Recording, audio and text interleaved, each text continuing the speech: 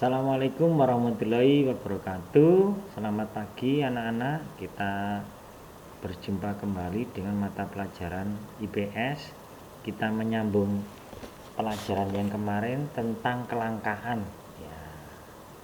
Nah, ini kita bahas dari pengertian ekonomi.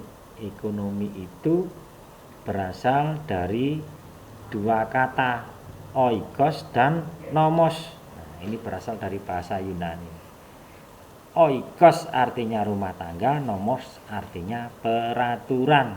Nah, jadi ekonomi itu bisa kita artikan peraturan rumah tangga. Maksudnya apa peraturan rumah tangga? Nah, di dalam keseharian kita ada satu kebiasaan, misalnya bapak yang bekerja, ibu yang mendapatkan nafkah, mengatur rumah, kemudian anak-anak membantu pekerjaan ibu dan bapak di rumah. Ini sebuah peraturan di dalam rumah tangga. Inilah yang kemudian menjadi sebuah pemahaman tentang ekonomi, tentang mencari nafkah dan pembagian tugas dalam mencari nafkah di dalam sebuah keluarga. Kita lanjutkan ya anak-anak. Anak-anak, macam-macam kebutuhan menurut intensitasnya atau tingkatannya. Ada kebutuhan primer, sekunder, dan tersier. Kebutuhan primer ini kebutuhan yang utama. Kalau tidak kita penuhi, maka kita bisa mati. Nah, ini kebutuhan primer. Kebutuhan sekunder adalah kebutuhan yang kalau kita tinggalkan tidak mengancam kelangsungan hidup kita, tetapi ini untuk mempermudah kelangsungan hidup kita. Nah, kebutuhan tersier adalah kebutuhan akan barang-barang mewah. Nah, ini anak-anak. Jadi kita bisa menganggap sepeda motor itu kebutuhan tersier bagi Pak A karena pendapatannya kecil. Tapi bagi Pak B yang adalah kurir, yang adalah Gojek, maka kebutuhan akan sepeda motor ini bisa menjadi kebutuhan sekunder.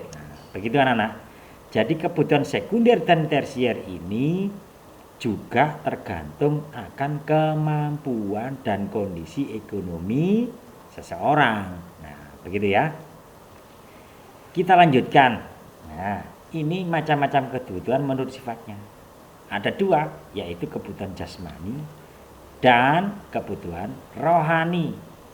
Kebutuhan jasmani, nah, ini kebutuhan yang berhubungan dengan apa yang dibutuhkan oleh badan kita. Kebutuhan ini nampak adanya. Tapi kalau kebutuhan rohani ini tidak nampak adanya. Nah, gitu ya. Kebutuhan rohani pergi umroh, pergi haji, kebutuhan untuk sholat, iya kan? Nah, tapi masjidnya, kebutuhan akan keberadaan masjid bisa kelihatan, gitu ya. Selanjutnya, macam-macam kebutuhan menurut waktu penggunaannya. Ada dua juga, apa itu? Kebutuhan saat ini dan kebutuhan yang akan datang. Kebutuhan saat ini kalau ditunda, nah ini kemanfaatnya tidak bisa kita terima. Kebutuhan yang akan datang, nah, walaupun kita tunda, kemanfaatannya masih bisa kita terima. Nah, gitu ya. Misalnya pada saat tahun baru kita butuh trompet, biasanya gitu ya.